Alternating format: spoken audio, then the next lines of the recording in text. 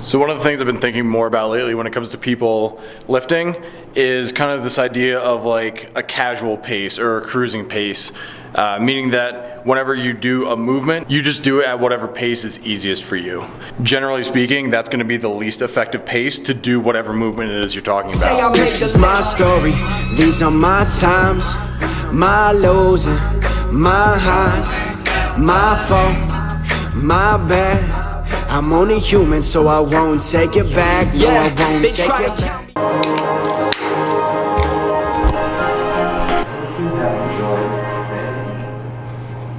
Good.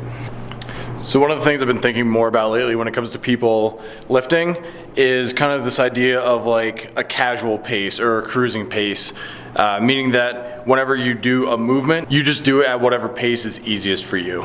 Generally speaking, that's going to be the least effective pace to do whatever movement it is you're talking about. So when you're thinking about lifting and movements, you need to think about what you're optimizing for. Is it a strength movement? Is it a power movement? Are you looking for hypertrophy or muscle growth? All three of those are going to be different. For example, if you're optimizing for power, you want to be going through that movement with as much explosive power as you can possibly do it. So it should be done as quickly as possible, trying to recruit the top number of motor units possible in your muscles. So an example of that would be any sort of med ball movement, kettlebell swings, the Olympic lifts, they're as explosive as possible. But if you're looking at something like strength, I'll give an example of a single leg Romanian deadlift. Doing a single leg Romanian deadlift at whatever pace seems easiest to you is going to be less effective than going deliberately slower. So if you're trying to optimize for strength, think slower and more control versus just getting through it, right? It's not CrossFit. There's an important distinction to make between different kinds of strength.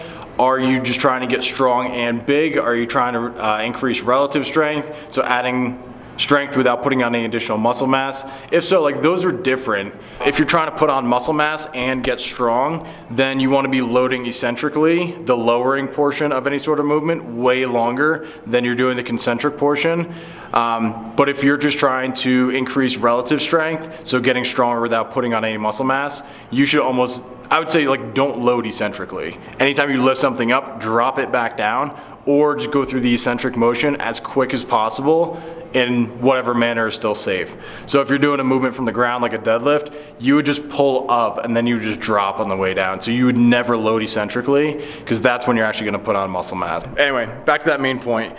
Whatever pace feels most natural and feels easiest to you, that's going to be the least effective pace to be going through a movement. So look at a workout and look at moves and think, am I optimizing for strength? If so, I should go slower with more control. Am I looking for power? That should be quicker, trying to recruit the top number of motor units possible. And then am I trying to go for hypertrophy? Slow eccentrically, excessively slow eccentrically in that lowering phase, and then be quick on the way back up. That'll help you get power and put on muscle mass at the same time.